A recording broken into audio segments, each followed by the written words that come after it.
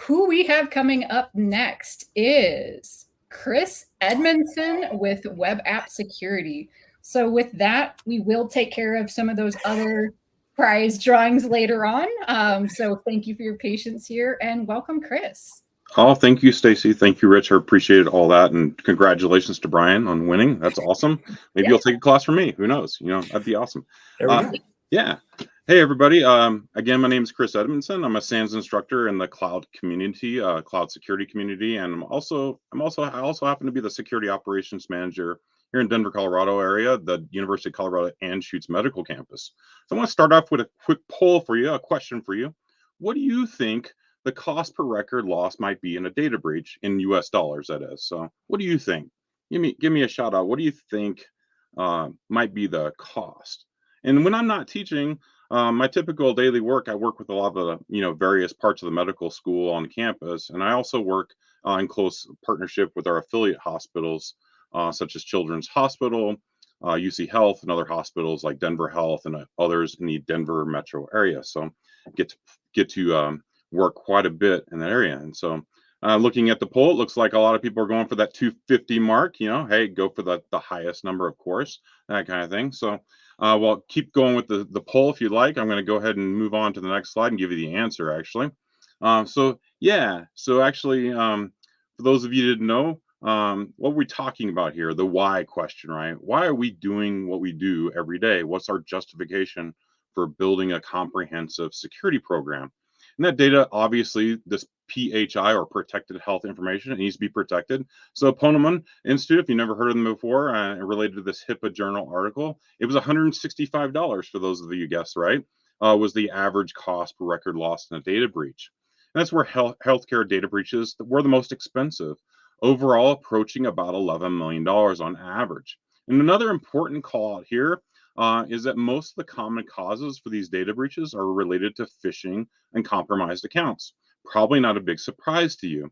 And how does that correlate? How does that relate to web application security itself and what we're talking about today? Well, if you think like an attacker, if I can successfully gain credentials to your system, well, hey, it's highly likely I'm going to leverage those credentials, right, on your applications. Like a lot of other industries, we're seeing this increasingly big reliance on web applications, the proliferation, so to speak, of all these web applications. And healthcare industry, of course, same as well, right? So let's not forget about also the flaws in web applications out there. That's another targeted area we'll talk about more coming up. So I have another question for you. It's an open-ended question, no right or wrong answer here. Who should we involve when it comes to web application security within our organization? So I'll pause here for a second and I'll move over here to the comments section so I can kind of watch it. So yeah, who should we involve? Like, who are the important players in our organization? Let's see if we got any good ones out there.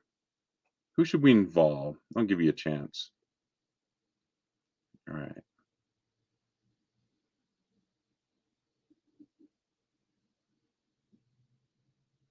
Oh, it may be just, oh, thank you. All right. Got Tomas, security officer, everybody. I like the answer, everybody from Chad. Thank you very much. That was awesome. Yeah, lots of people. So go ahead and move on to the next slide. Everybody is a really good answer. I really like that answer a lot, actually. So when it comes to stakeholders, they represent who we are trying to get across when we talk about security assurance related to web application security. I love the everyone question. I love the other answer, developers, product managers, security, hosting engineer. You're getting the right idea. All these different players in the game, all these stakeholders mostly within our organization. But you also might remember you have your customers as well. How do you be successful as working with your customer, supporting them? How about our suppliers and partners? They could lose their reputation in a data breach as well. That's some of the things that we need to be apparently clear about. They have a vested interest in our environment, including, of course, our customers as well. So within your organizations, you're going to have a lot of different stakeholders that are going to be involved, obviously, developers, what have you. And a lot of times we get blamed, like the security people. I mean, I can tell you, we get blamed for things like, right, for what have you, for the security and the assurance of it and that kind of thing. But let's take, for example, Java. Java is a very commonly used development package that people use out there. Java is probably very comfortable for a lot of organizations. So let's say as a security organization, we say, oh, we're going to block the use of Java across our environment. Well, that might not be really feasible because you may have a lot of dependency, heavy dependency with your developers. So what I say here is, and I oftentimes say this a lot, and when I'm teaching class, it takes a village. We need to identify, leverage, and cultivate security champions, is what I call it. We need to work together across these various teams and come up with a lot of secure mechanisms and work in conjunction with our development and operations teams. We can't always blame the users because security basically is everyone's responsibility. You probably heard of that thing called shared responsibility we oftentimes talk about as well. And leadership, we really need leadership to be involved as well. So basically, we need to make sure that we follow the regulations as well. Of course, many of us here, forming, that understanding of things like HIPAA. If we're not, taking into account how we're processing patient data, if we're not abiding by HIPAA, bad things could happen, right? Your organization may suffer from a monetary and otherwise perspective. Those hefty fines, that big threat when it comes to regulatory compliance. All right, so now digging a little bit deeper, we have something called the software development lifecycle, right?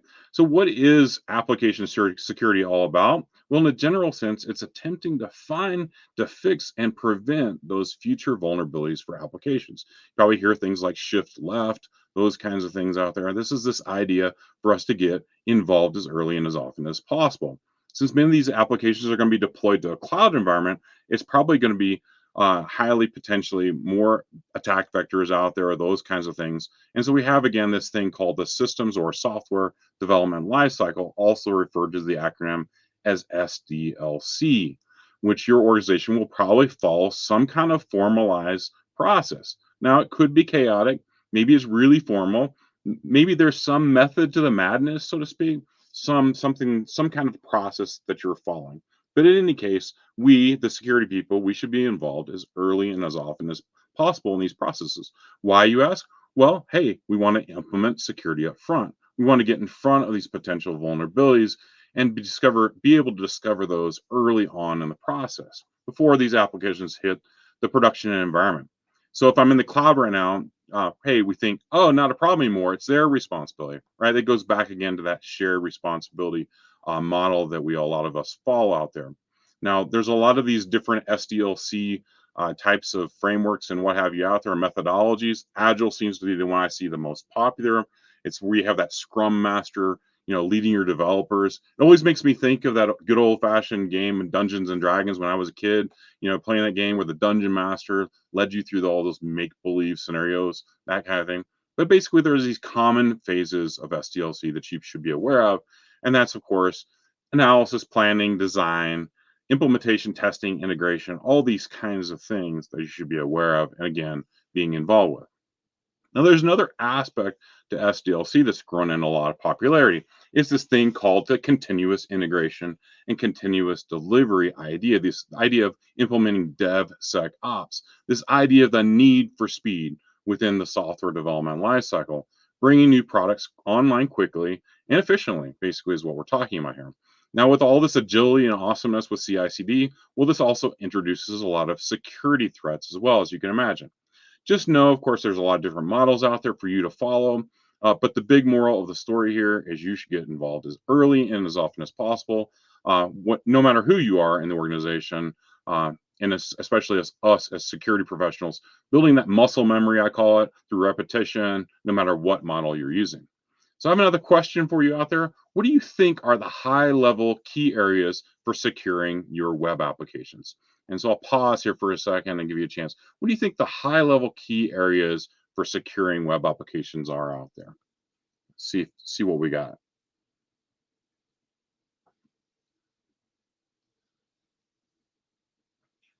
All right, good. Design stage is one for sure. Yeah, cool. Yeah, what are other key areas? Application architects are important, of course. Absolutely. So SANS, we have some awesome reference material for you. And one of those is called the Securing Web Application Security Checklist, right? This idea that securing web application technologies, I should say SWAT, excuse me for misrepresenting that. And this idea, here are all the many areas we should be concerned with out there, 7 key areas when it comes to securing our web applications. And so you can think of these 7 areas as a minimum standard for helping your developers build secure application. And the objective here is to prevent vulnerabilities, of course, in your web application. So here's another free-form question for you out there. I'm just really curious about your personal opinion. Which of these key areas would be highest on your priority list? If you were looking at this list, what would you think would be the highest priority on your list? And I'll pause here for a second to see what you think there. Authentication, I love it. Angel, yeah, awesome. Yeah, for sure. Definitely one of them high on my priority list. Access control and authentication, definitely highly important, very much so.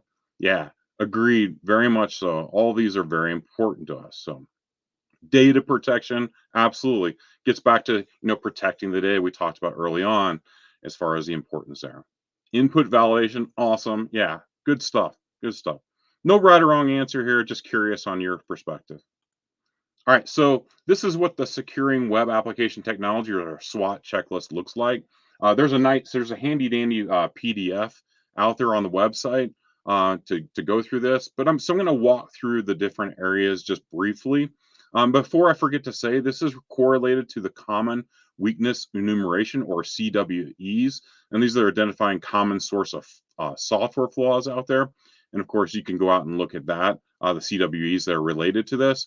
The error handling and logging is one of the areas, and I'll take a moment to again briefly describe each area.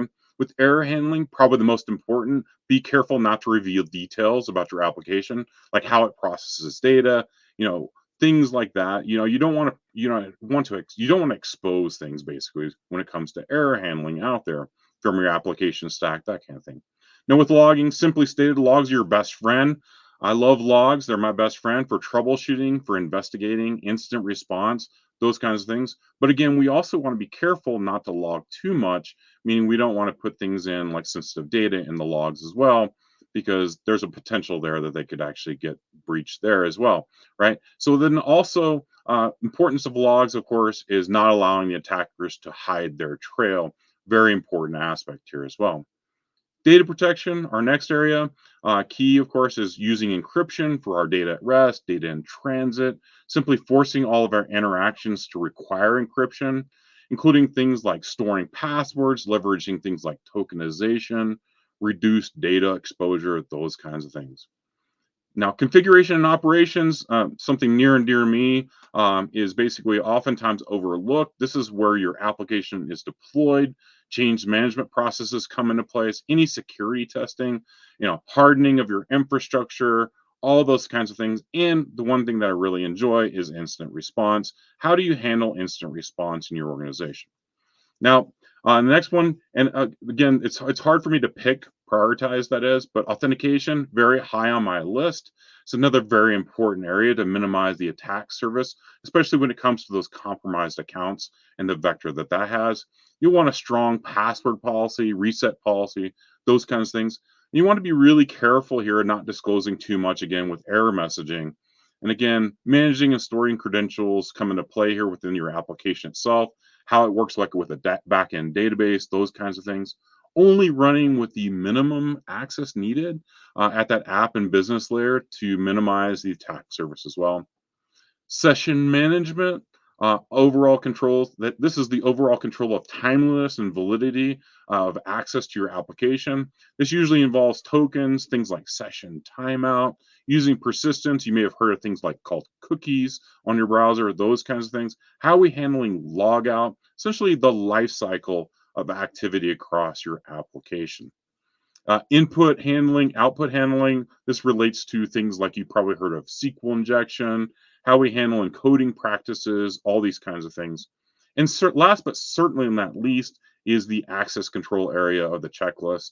And this pertains to applying access control essentially consistently using some kind of a gatekeeper, a security gatekeeper. This is where you're handling principle of least privilege, only giving people what they need, what they actually need for their job, those kinds of things.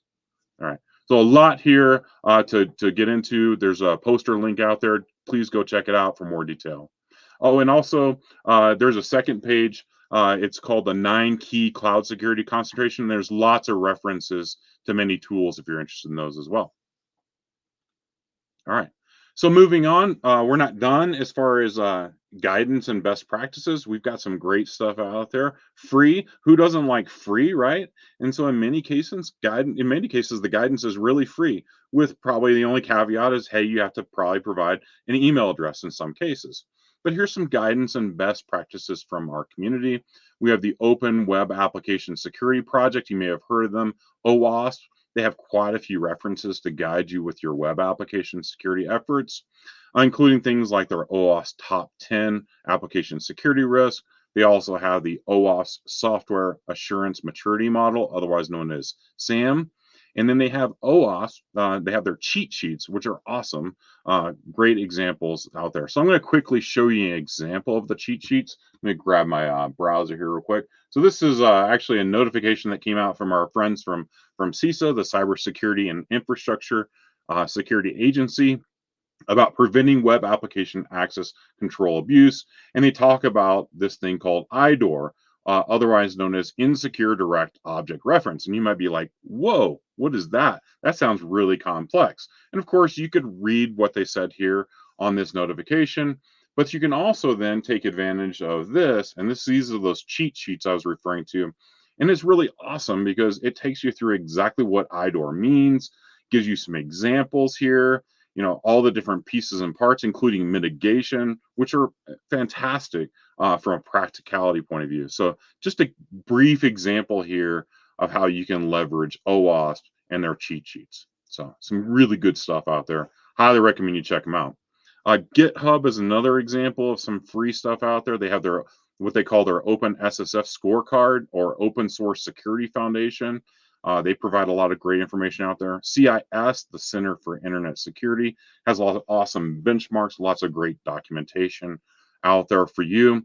Application security and infrastructure hardening practices, those kinds of things. And let's not forget about NIST, our friends at NIST, National Institute of Standards and Technology. They have their special publications. One in particular for us with web application security is their Secure Software Development Framework, otherwise known as SSDF. These are your tax dollars at work. If you didn't know that, yeah, we pay for them if you're a U.S. citizen like myself. So again, freely available to you with the exception of potentially having to provide your email address out there. So some great stuff for you to look at. All right. What else do we have? Well, yeah, we're not done really. There's a lot of pieces and parts, and web development has come a long way. If you've never heard of an API, otherwise known as an application programming interface, commonly known in the industry as an API. What is an API? Well, it's basically a software component that serves intermediary between two disconnected applications. So in terms of web application development, they're really, really powerful when they're well orchestrated. You can take advantage of things like HTTP methods to do all kinds of things, from social media interactions to maybe weather data access, and of course, even our healthcare web applications. Go figure, right? So public API examples, again, social media, third-party authentication, any kind of business transactions, what have you. And they're also used oftentimes with managing, configuring, and executing cloud provider solutions as well. And just so you know, an aside, these activities are typically logged in your cloud provider's control plane and logging and monitoring solution out there. So lots of things out there. Now, you'll hear me say this, and I think you may have heard this already from some others. What can be used for good can also be used for bad. And this is the scary stuff from my perspective. Think about another attack vector, that automated attacker, potentially leveraging compromised secrets, things like API keys, secrets, those kinds of things, and impersonating you. They're able to target your environment. So what do we do about these risks? OWASP again to the rescue. They have their top 10 API security risks for you to use as a benchmark. You can start from them and guide your development and how to use APIs out there. And many of them are related to, go figure, authentication and authorization, right along with other vulnerabilities like overconsumption. So you need to watch out for that, which could lead to things like denial of service or even just increased operational cost out there. So good reference for you out there. So let's take a look briefly at some of the tools, processes, and techniques over the remainder of the presentation so we can power up our web application security efforts. All right, so security testing tools and techniques. First, it's a common phrase in the IT world, especially if you're in cybersecurity, to know thy something, right? fill in the blank. In this case, having a software asset management inventory should be your starting point. Why? Well, how do you secure what you don't know exists, right? Additionally, having things like a software bill of materials is also really important. A list of all your open source and third party components present in your code. Like, for example, many of you probably dealt with this like I did, the good old fashioned log. I'm calling it good old fashioned now because it feels so old, but like the log4j vulnerabilities. Anybody remember that, right? As you can imagine, without an inventory, how do you know? How do you quickly find and remediate those risks out there?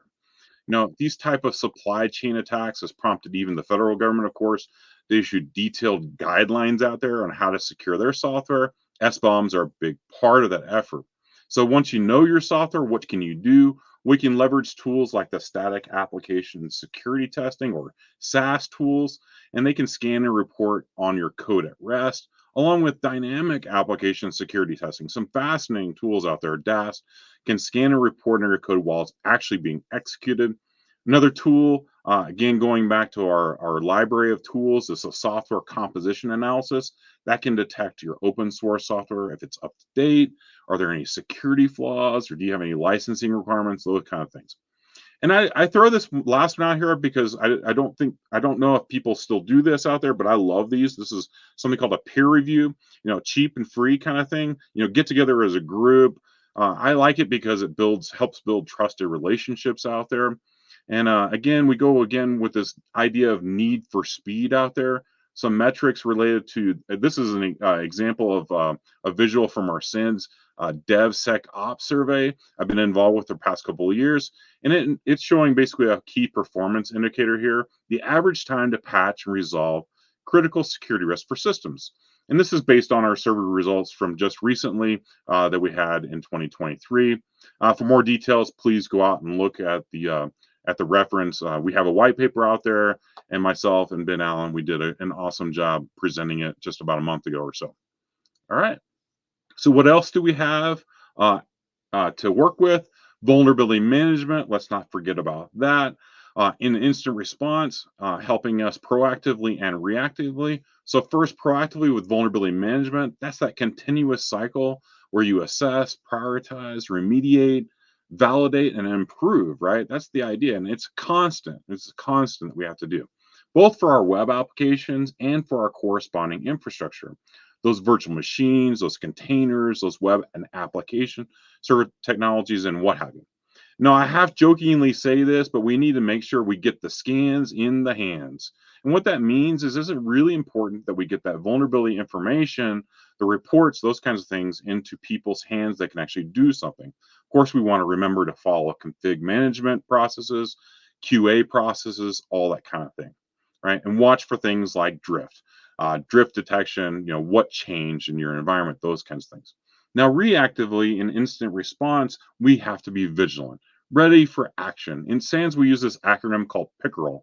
I love it, right? Preparation, identification, containment, eradication, recovery, and lessons learned. It's an important aspect.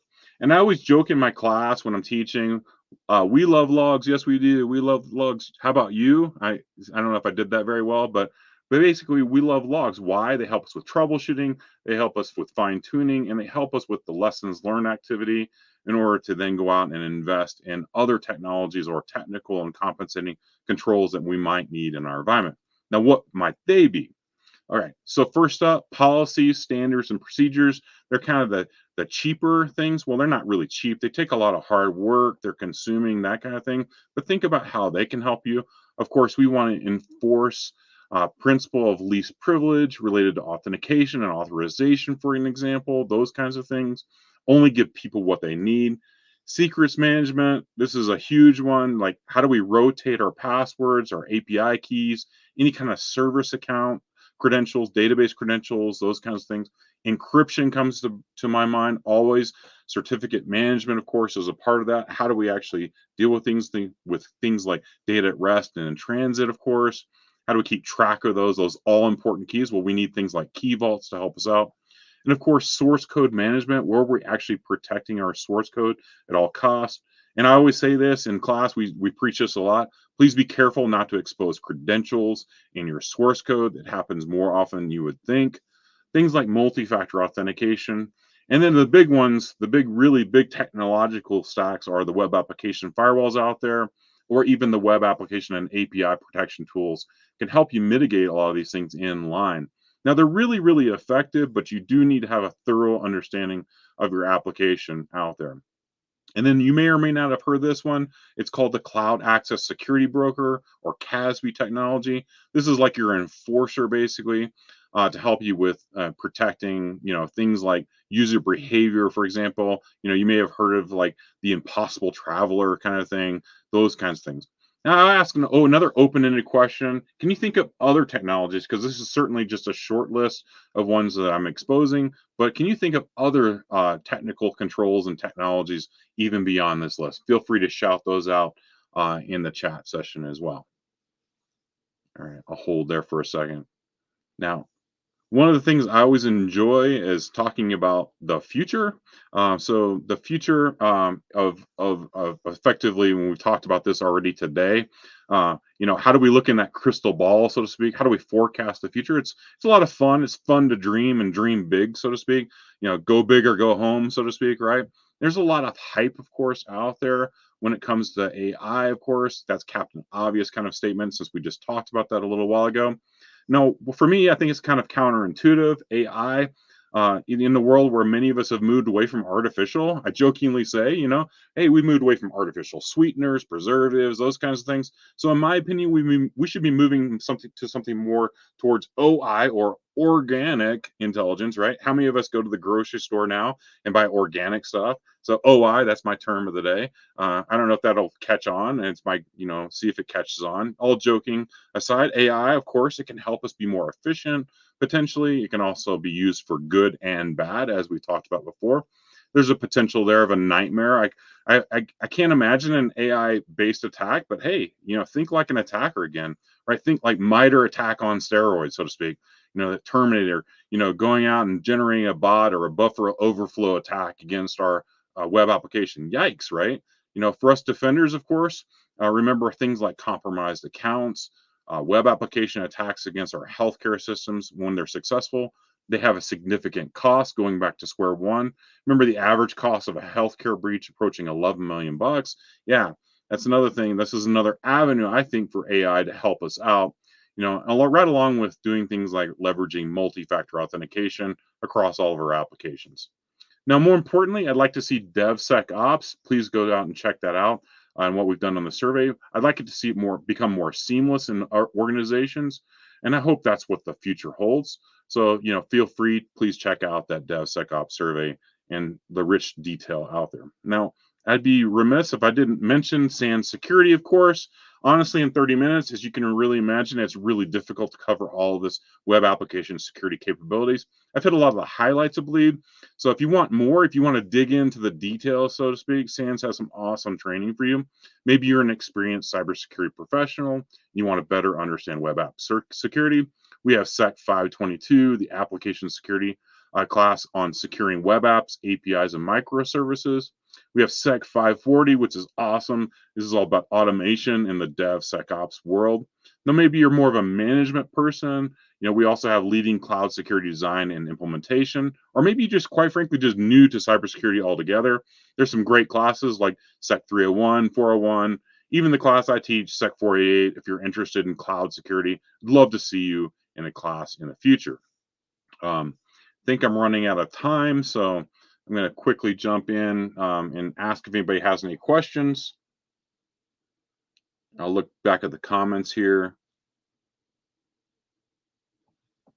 And of course, if you ever want to reach out, I'm on LinkedIn, and feel free to reach out anytime.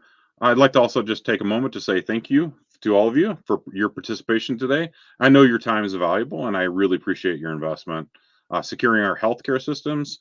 And I hope to see you at a future SANS conference. I look forward to meeting you then sometime. Chris, absolutely phenomenal. Absolutely. So much good information. Lots of information. It's hard to do that in 30 minutes. It is a lot, which, I mean, anybody that's attempted it or went to a SANS course just knows it usually is just fire hose information, just absorb all of it as you can. Exactly. And then kind of go back. I am curious when it comes to 488 for anybody that's kind of on here might be curious about that. Where should they be kind of on their cloud knowledge when they take? Can they just jump right into 48 with nothing? Does it require a little bit? Like what could they expect? It's a great question. So a little bit doesn't hurt, that's for sure. I mean, having some knowledge, but we have our expectations are fairly minimal. Just being someone who works in IT a little bit is somewhat comfortable working on systems, operating systems, that kind of thing. But we also do have the 388 class, which is a predecessor. So if you're really not sure, you could always take that. That, if I remember correctly, hopefully I'm correct in saying it's a 3-day class. So if you want to jump right into 48, we see a lot of people doing that with little to no experience. I see people from IT, from security professional backgrounds, from management. I see it from all walks of life taking that class. So good question. It's awesome. I know Stacy's a huge cloud fan herself. I am. Cloud is awesome. So fun. I try to. I joke with Stacy a lot of time. I still try to stay very primitive. I want to keep everything on-prem, everything locked down, which is not the way to go. We should go cloud, make everything. So you're a control freak. I'm just kidding, Rich. I am. My whole house is locked. Of the opinion of it's nice to have a little bit of both. It's nice to have your areas where you're a control freak, and then it's also convenience is a good factor, right? Scalability is a good factor. Absolutely. We do appreciate you coming on, Chris. It is absolutely, again, phenomenal. The information was great. I'm pretty sure all the comments, show that people definitely enjoyed what you had to show. Super. Thanks a lot. Take care, everybody. Absolutely.